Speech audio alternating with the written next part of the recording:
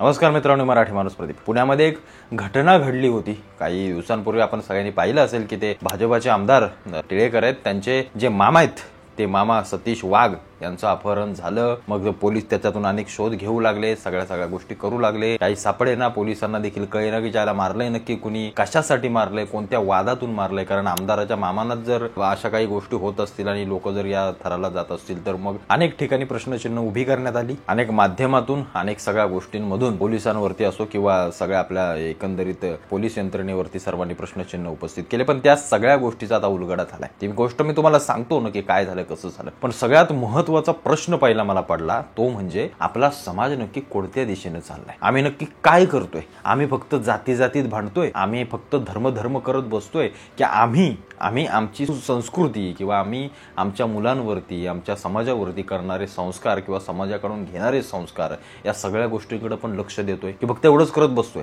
निवडणूक आल्या की आम्ही फक्त वारेमाप सगळ्या गोष्टी करत बसायच्या. 5 वर्ष आम्ही असेच, बदलणारं सगळं जग, बदलणारं सगळ्या गोष्टी, आपल्या जवळ येणारा अमाप पैसा, या सगळ्या गोष्टी, संस्कृती आणि संस्कार सगळे मिटवून टाकतात का, याच्यावरती प्रश्नचिन्ह आता उभं राहिले. आमची मुलं काय करतायत, आम्ही काय करतोय, आमच्या मुलांना आम्ही काय शिकवतोय, आमची मुलं काय शिकतायत, ते काय करतायत त्यांच्या आयुष्यात, आम्हाला कशाचं काही घेणं देणं नाहीये. एवढीशी पोरं आईवरनं बापावरनं शिव्या देतात, सिगरेट पितायत, दारू पितायत, नको तसल्या गोष्टी चालू आहेत, ड्रग्ज वाढतंय. या कॉलेज बिलेजची पोरं पबमध्ये जात आहेत, गर्लफ्रेंड घेऊन नको त्या तसले चाळे करून नको त्या गोष्टी करण्यात येत आहेत. आमचं याच्याकडे लक्ष नाही. आम्ही फक्त एक गोष्ट म्हणतोय, काळ बदललाय ना, काळानुसार बदलायला हवं. अरे काळ बदललाय म्हणजे नक्की काय? आम्ही जे तंत्रज्ञान आलं, ज्या सगळ्या गोष्टी आल्या, त्याला जर आम्ही काळ बदलणं म्हणत असू ना, तर एक गोष्ट लक्षात ठेवा, काळानुसार संस्कार कधी बदलत नाहीत. म्हणजे असं काय झालंय का की 1900च्या 2000च्या दरम्यानची जी सगळी पोरं आहेत त्यांना आपण शिव्या नव्हतो शिकवत आणि आता काळ बदलला म्हणून त्याला जन्मल्यानंतर पहिल्या 5 शिव्या शिकवून टाका, असं काय का? संस्कारामध्ये बदल होत नाही. तंत्रज्ञानात बदल होत असेल, बाकी सगळ्या गोष्टींमध्ये बदल होत असतील, पण आज आम्ही जे करतोय ना, जे आई वडील करतायत तेच मुलं करायला पाहतायत, जो समाज करतोय तेच मुलं घेत आहेत, नवीन पुढची येणारी पिढी घेते. मग आम्ही नक्की काय हे सगळ्या गोष्टी ठरवून देतोय समाजासाठी? काय आमचे वैयक्तिक स्वतःचे नियम आहेत? आम्ही कसे वावरतोय, आम्ही कसं वागतोय, आम्ही आमच्या मुलांना नक्की कसं वागायला शिकवतोय, आम्ही आमच्या मुलांना कोणाचं चरित्र वाचायला सांगतोय, कोणाचा अभ्यास देतोय, कोणाचे धडे देतोय, आम्ही आमच्या तरुणांना, आम्ही आमच्या मुलांना खरंच धर्माचं चांगलं ज्ञान देतोय का? चांगलं म्हणतोय आम्ही, चांगलं म्हणजे एखादी भगवद्गीता वाचली, एखादी आमची तुकोबारायांची गाथा वाचली, ज्ञानेश्वरी वाचली, तर आमच्या मुलांच्या आयुष्यामध्ये काहीतरी चांगला बदल घडेल. या सगळ्या गोष्टी आम्हाला खरंच वाटतायत का मनातून? आमच्या मुलांना आम्ही हातामध्ये फोन देतोय, टीव्या देतोय, मजा करा, आयुष करा, आई बापाच्या जीवा काय करायचं ते करा, ते जायला तुम्हाला सगळी सूट आहे, जगून घ्या.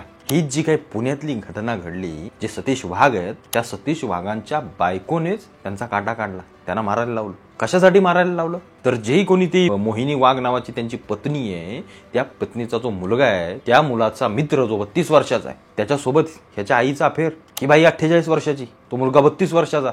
अजून किती ठिकाणी काय या बाईने केलं असेल ती सगळी गोष्ट सोडून द्या. पण जेव्हा एखादी बायको या सगळ्या गोष्टी करते आणि जेव्हा नवऱ्याला समजतं, तर नवरा काय म्हणजे, अरे वा मजा आहे तिच्या आयला तुझी, कर, अजून 1-2 असतील तर मी पाठवून देतो, असं कोण बोलेल? साहजिक आहे तिच्यावरती आसूड ओढणं, साहजिक आहे तिला थांबवणं, साहजिक आहे तिला सगळ्या गोष्टी करणं. याचा अर्थ काय स्त्रीवरती अत्याचार झाला म्हणून असं नाही. मग हे सगळं करत असताना जेव्हा त्यांची भांडणं विकोपाला गेली, वाद जेव्हा विकोपाला गेले, जेव्हा या सतीश वाघांचे, जेव्हा त्या मुलाची, तो जो कोण 32 वर्षाचा मुलगा आहे त्याचा स्वतःच्या मुलाचा मित्र, त्याच्याशी वाद सुरू झाले, सगळ्या गोष्टी झाल्या आणि त्या वैमनस्यातून ही बाई स्वतःच्या नवऱ्याची सुपारी देते, स्वतःच्या नवऱ्याला मारते, तो त्या मुलाचा मित्र, ती सगळी मिळून त्याची अपहरण करून त्याला मारून टाकतात. याच्यासारखा समाज आमचा वाईट मार्गाला चाललेला, याचं उत्तम उदाहरण आहे. या वाईट मार्गाला चाललाय समाज आमचा. आम्ही काय नक्की करतोय? आमच्या समाजात बलात्कार करतायत, 10-12 वर्षाच्या मुलींवरती बलात्कार केले जातात. अरे काय मिळतं त्याच्यात? मिळतंय तरी कायसलं सुख? आमचे आई वडील आमच्या मुलांना काय संस्कार देत आहेत? आमचे आई वडील जर चांगले संस्कार देत असतील तर आमची मुलं ते संस्कार किती घेतात आणि त्याचा बाहेर वावरताना त्याचा किती वापर करतात? फक्त हवस हैवान झालेली ही सगळी मनोवृत्ती, ही सगळी विकृती या समाजाला मातीत घालेल, एवढं लक्षात ठेवा. समाजाला मातीत घालेल. नवरा बायकोची लग्न झाल्यानंतर या सगळ्या गोष्टी आम्ही जर बाहेरच्या जगामध्ये करत असू, एकमेकांनाच मारण्याचे कट आणि मारण्याच्या सगळ्या गोष्टी करत असू, तर आम्ही कोणत्या युगात जगतोय ना? म्हणजे आता म्हणायलाच लागेल, मग आता कलियुगच आलं.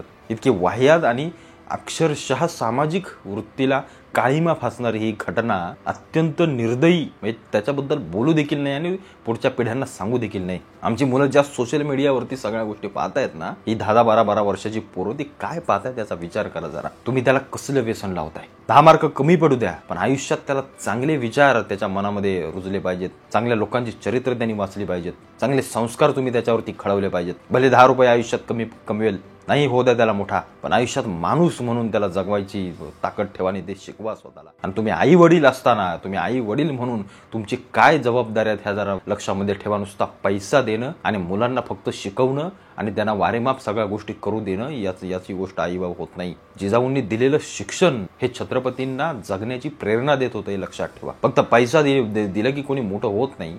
त्याच्यासाठी लागतो विचार, संस्कार, त्याच्यासाठी आचार, प्रत्येक गोष्ट आपल्याला द्यावी लागते, ती त्यांनी घ्यावी लागते समोरच्याने. ही पुण्यामध्ये घडलेली घटना खरोखर सामाजिक वृत्तीला काळीमा फासणारी आहे. तुम्ही काय करताय, कुठल्या वाटेला जाताय बाबांनो, प्रत्येकाने एकदा विचार करा. कारण सगळं टिकेल आहे जगामध्ये. जाती राहतील, धर्म राहील, धर्म तर राहतीलच, कुठे कोण काय जात नाही, पण माणूस म्हणून संस्कार संपतील एवढं फक्त लक्षात ठेवा. आणि ज्या दिवशी या सगळ्या समाजातून संस्कार नावाची गोष्ट बाहेर जाईल ना, त्या दिवशी या मनुष्याची अधोगती सुरुवात झाली, एवढं फक्त लक्षात ठेवा. एवढंच मला तुम्हाला घटनेतून सांगायचंय.